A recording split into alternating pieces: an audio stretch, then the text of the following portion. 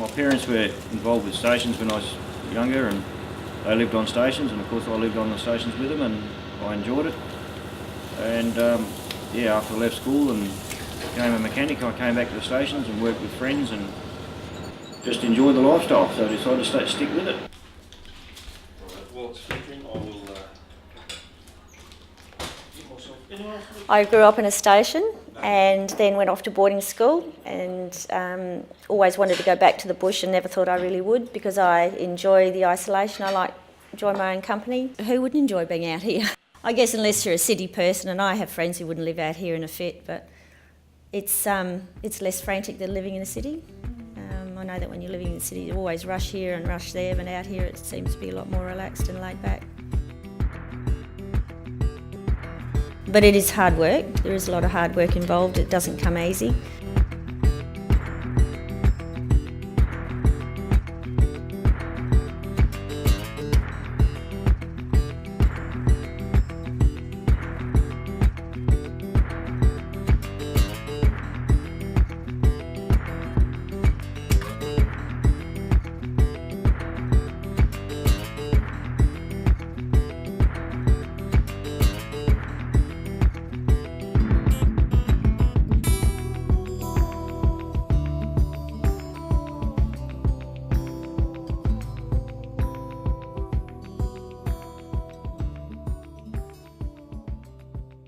On the schooling side of things, me and my brother attended School of the Air, which is, in my opinion, better than a normal school in a city such as Geraldton or Perth.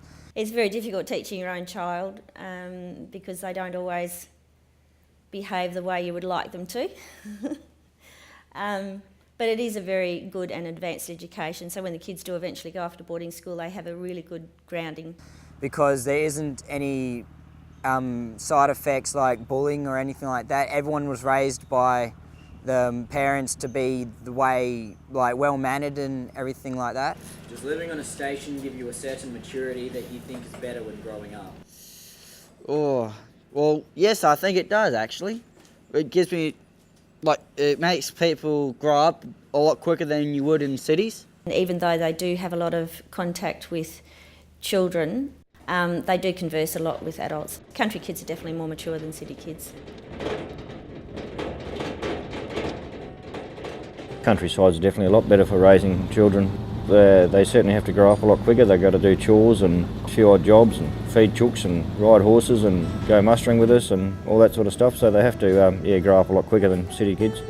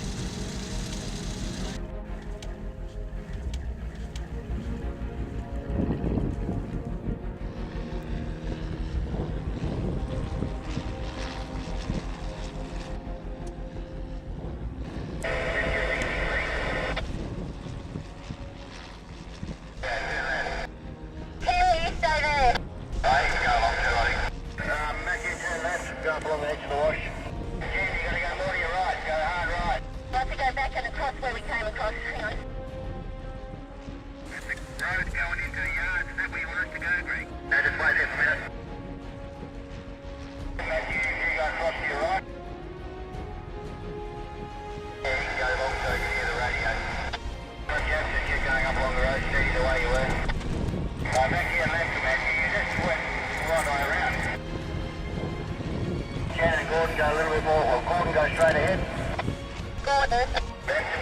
up along that track there. You'll see it there. Matthew, you go across to your right, and I'll keep an eye on you.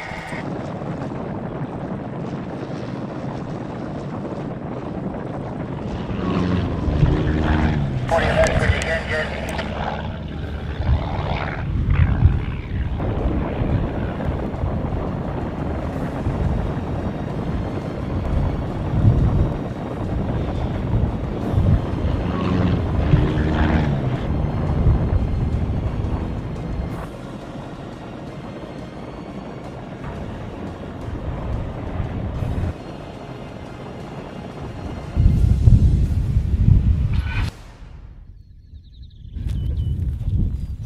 Dad, do you reckon you would need me here? Lights on, look, live. I've lost that still. Hey mum, that one's almost be a snare with you. The big white one. No, wouldn't taste very nice though. I'm going to grab my radio out of Mum's car. So which one got run over so we don't eat that? No, it'll be nice and tender now.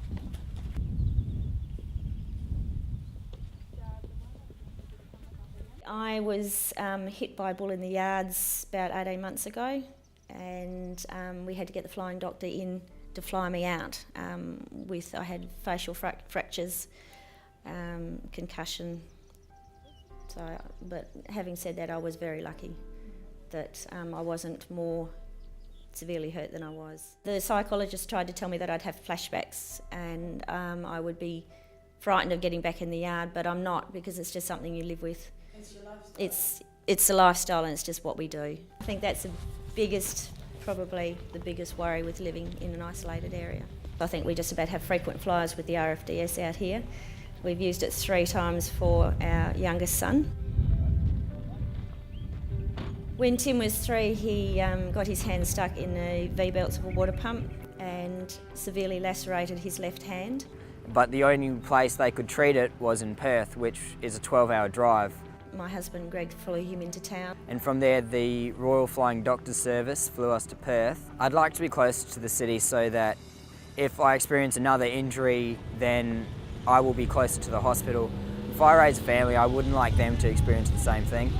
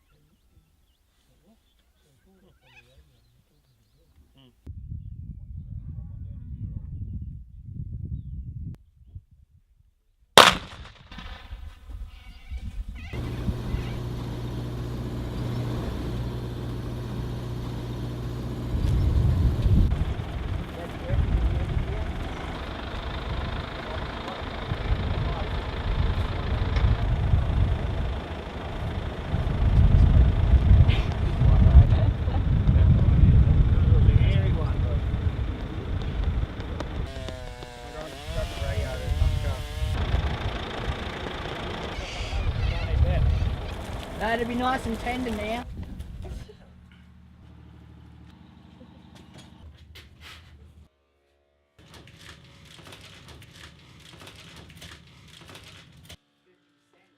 I think definitely Matthew would like to come back, because that's really what he really enjoys doing. Tim won't. He will go into university and do something like computer programming or something like that at uni, but definitely Matthew would want to come back at a later date. Well, in 10 years' time, I see my apprenticeship done and dusted. I would like to come out and live on a station, work, and have a family. I would like to be attending university at the University of Western Australia, doing something in the line of computers, software engineering.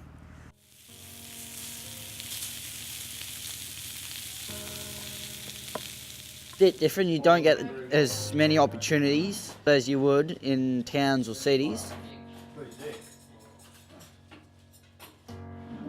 I love my lifestyle on the station. It's the best thing that could have happened to me, and I would never change it. Anyone having a ball there?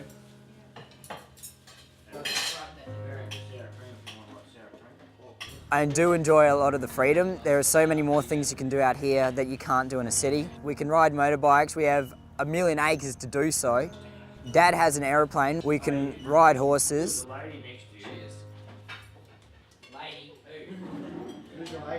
I can go and drive my dad's truck, ride my bike, drive cars whenever I want. You have your ups and downs no matter where you live.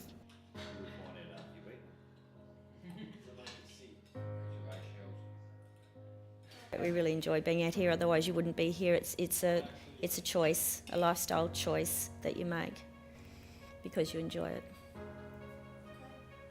Thank you. No worries.